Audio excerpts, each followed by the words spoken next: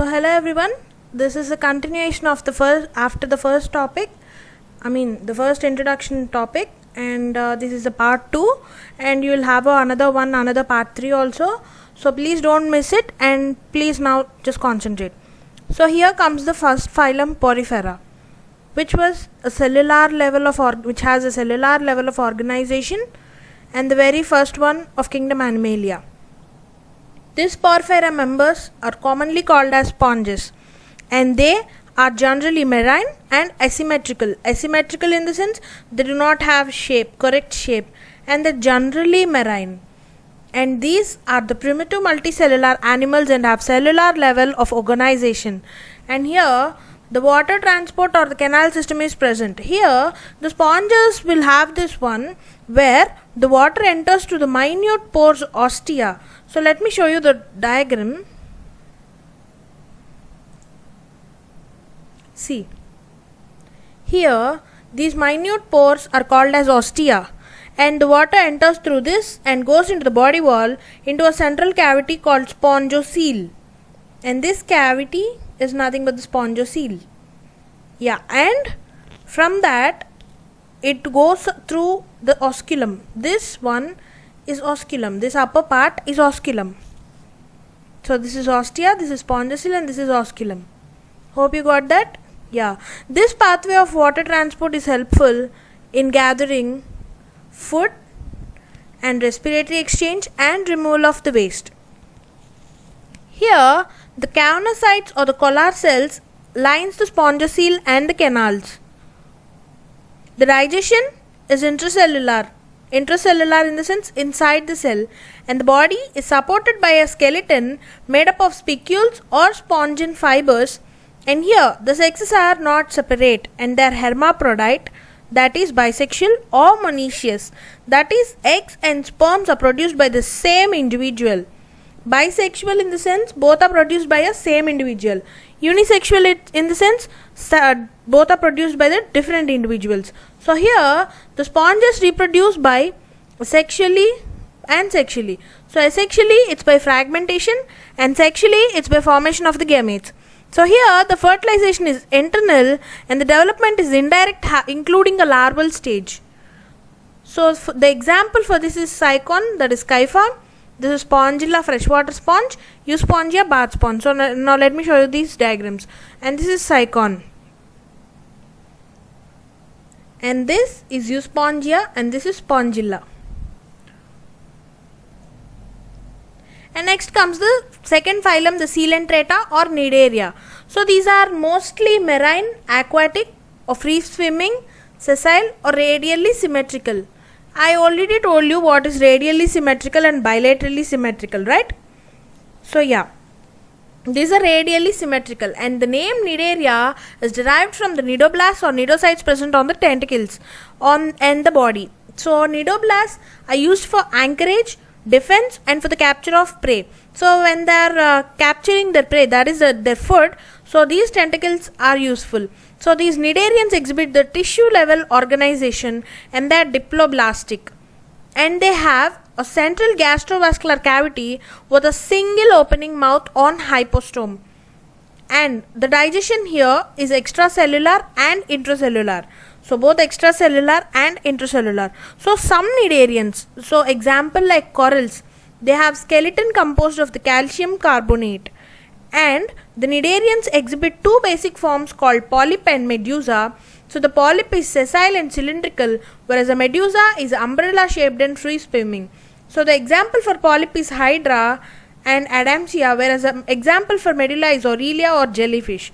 So these which exist in both forms exhibit alternation of generation, and that is nothing but the metagenesis. So here the polyps produce medusa asexually, and medusa forms polyps sexually. So the example for this is obelia, and some of the examples for cnidarian group are Cycada, Adamsia, Penatella, Gorgonia, and Mendrinia. So let me show you here. This is Aurelia and this is Adamsia. So I already told you where Adamsia is the polyp form. This is a polyp form. So here this polyp is umbrella shaped, free swimming and they produce polyps sexually. And here this is medusae form, which is sessile, cylindrical form like Hydra and Adamsia. So yeah. So next comes the Ctenophora. So this Ctenophora is commonly called as a sea walnut or comb jelly. So these are mainly marine, radially symmetrical, diploblastic with tissue level of organization. And the body has 8 external rows of ciliated comb plates. So these are the ciliated comb plates. These blue lines are the ciliated comb plates, and they help in the locomotion.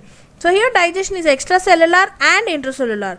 Here the bioluminescence means the property of a living organism to emit light, means it has a property of emitting light at dark. So this is well marked in ctenophores. So here the sexes are not separate, in the sense it's a hermaphrodite. And here the reproduction takes place only by the sexual means, and the fertilization is external with indirect development.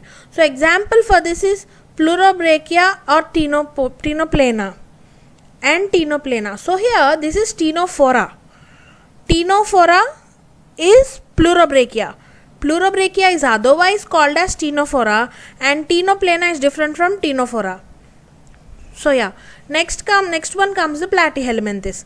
These platyhelminthes have dorso-ventrally flattened body, as I can show you here. This is a dorso-ventrally flattened body. So these are called as flatworms, and these are mostly endoparasites and found in animals including the human beings.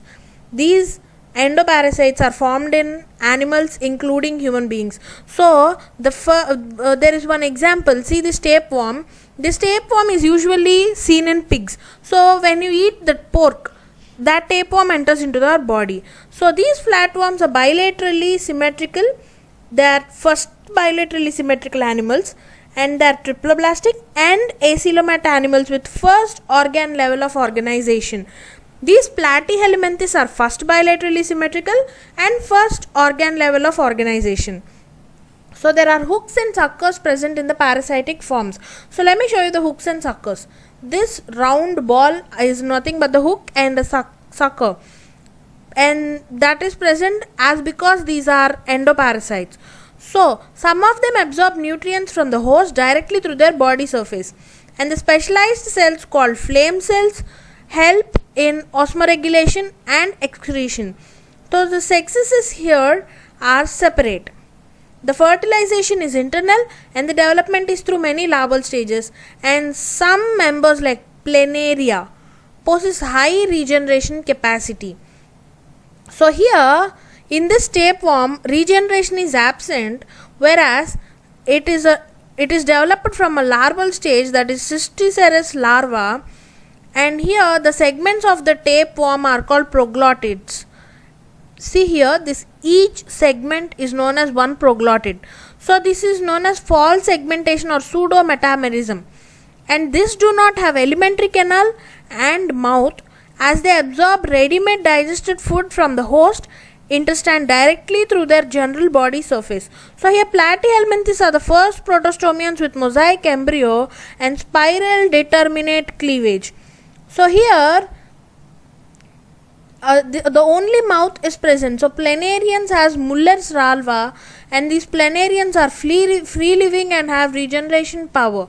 So in this liver fluke, the regeneration is absent, and it has no segments, it has no hooks, and it has 2 suckers. And the stages for this is, first stage is miracidium, second one is porocyst, third one rhedia, fourth one cercaria, fifth one metacercaria, and next adult. And adult to again miracidium, it was in cycle form. So here the flatworms are acoelomates because cavity between outer body wall and inner gut wall is filled with mesenchyma. So ganglia for the first time is present in platyhelminthes. So platyhelminthes has ladder-like nervous system. So next comes the Aschelminthes. So this Aschelminthes has a tube-in-tube body plan, and they are unsegmented. So this has a circular in cross section. These Aschelminthes are circular in cross section. They are free living, aquatic, and terrestrial or parasitic in animals and plants. So they have organ system level of organization and they are bilaterally symmetrical, triploblastic and pseudocoelomate animals. Here the alimentary canal is complete with muscular pharynx, and this is what I told you about the tube in tube body plan. So these free living Ascalmenthes, Cinar Habditis elegansis, etc. are free living Ascalmenthes. Only pharynx is muscular, whereas all other are non-muscular. And here the excretion tube with rennet gland removes body waste from the body cavity through excretory pores. So here the sexes are separate, that is the male and the female are separate, where the female one is longer than the male one. As you can see here, this longer one is a female one and this shorter one is a male one. So the fertilization is internal and development may be direct, and the young ones resembles the adult. And here the examples for this is Ascaris, roundworm, Wuchereria filarial worm, Ankylostoma, hookworm, and only longitudinal muscles are present in the body wall, and this doesn't have any circulatory system. So this is about Ascalmenthes. And next comes the Annelida. So this Annelida are aquatic or terrestrial free living, sometimes they are parasitic, and they exhibit the organ system level of organization and they are bilateral symmetry. What does a bilateral symmetry mean? Just remember, the radial symmetry is nothing but which divides into two halves when passed through the central line, and the bilateral symmetry which divides into two equal halves when crossed through any center. So they are triploblastic, metamerically segmented, and they are coelomate animals. Means there are metameres, means there are division segments. See here, these are the metameres, the small ones, and these are called as annula, and these are the metameres. So they have metameres and they are coelomate animals, they have coelom present. So their body surface is distinctly marked out into segments and metameres, so named Annelida. Annelida is nothing but the little ring. So they possess longitudinal and circular muscles which help in locomotion, and aquatic annelids like Nereis, they possess lateral appendages and parapodia which help in swimming. So first time closed circulatory system is present in these annelids. And yeah, nephridia, it helps in osmoregulation and excretion. The neural system consists of a paired ganglia connected by lateral nerves to a double ventral nerve cord. And the Nereis, an aquatic form, is dioecious, but earthworms or leeches are monoecious, and the reproduction is sexual. So let me show you a diagram here. See, assume that these two dots is brain, and here comes a paired ganglia,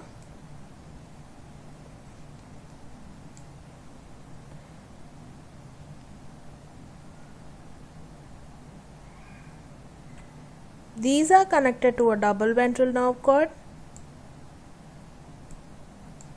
Yeah, and these are the segmental ganglion.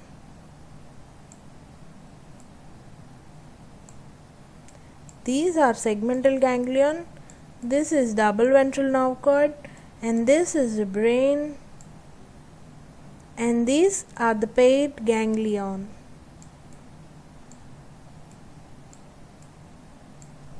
So yeah, here you go with this double ventral nerve cord. So here in this Nereis, these are called as parapodia. These small structures are called as parapodia, whereas this is unisexual. This is unisexual and it has indirect development. So it has both internal and external segment. So it shows metameric segmentation. The Annelida, Arthropoda, Chordata all shows the internal segmentation, and the stage of this is the larval stage of this Nereis is trochopore larva.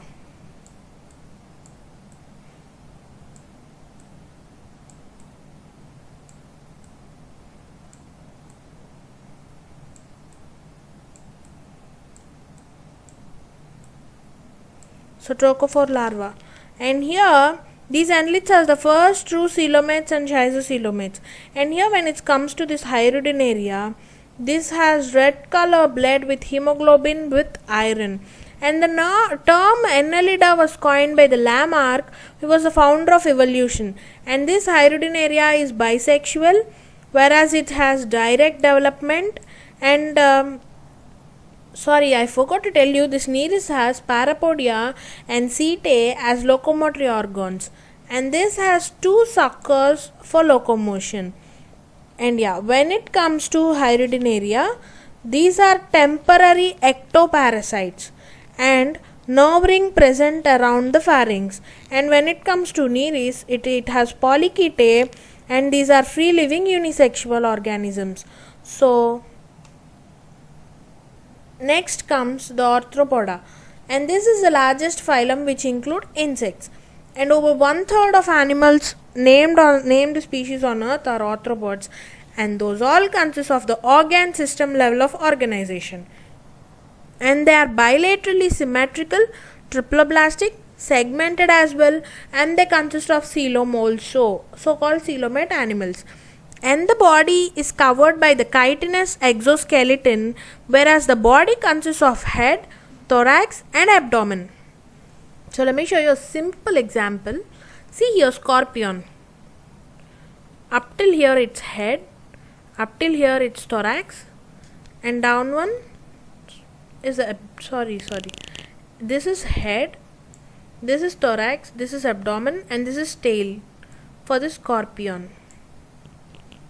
So in such a way you'll have. So they have jointed appendages, means legs, jointed appendages, and these respiratory organs are gills, book lungs or tracheal system. So here the circulatory system is open with dorsal side heart. Open system in the sense the blood vessels are directly opened the blood is flowed outside the blood vessels, and that is open types blood system. So here the sensory organs are like antenna, eyes. Eyes may be of two types, the simple eye and a compound eye, whereas the statocyst or balance organs are present. So here excretion takes place through Malpighian tubules, and they are mostly dioecious, that is unisexual, and the fertilization is usually internal, and they are mostly oviparous. So here the development may be direct or indirect, and oviparous is nothing but laying eggs. So here the nerve ring present around esophagus. Majority of known species are arthropods, so it's known as the largest phylum. So this also has a tube-in-tube system.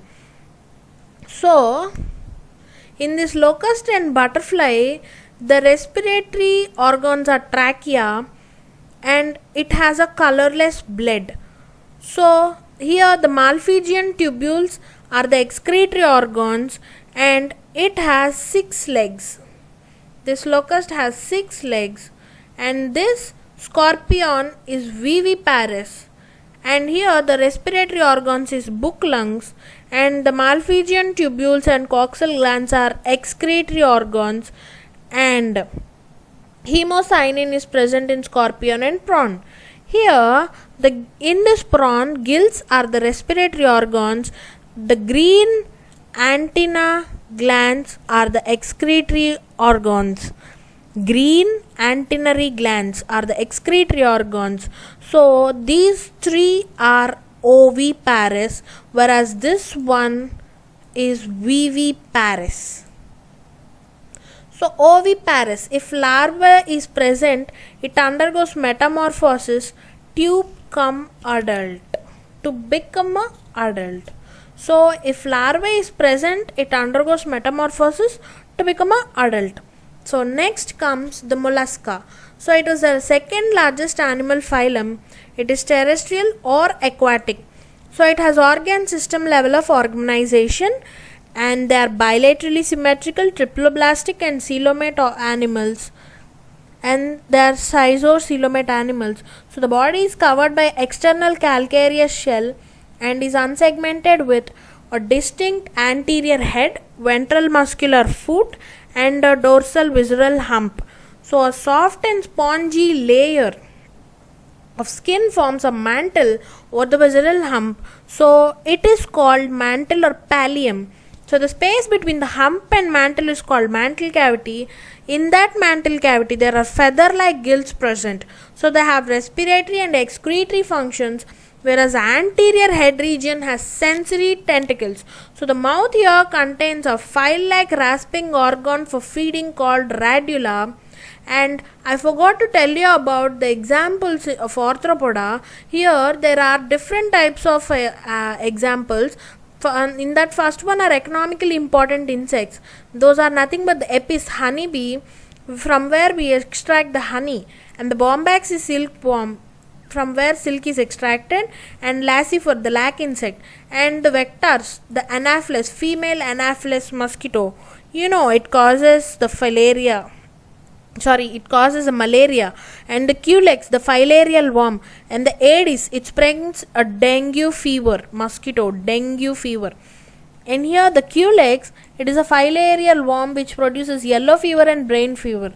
So next comes to the gregarious pest, locust, and it has a large group. And the living fossil, limulus, the king crab.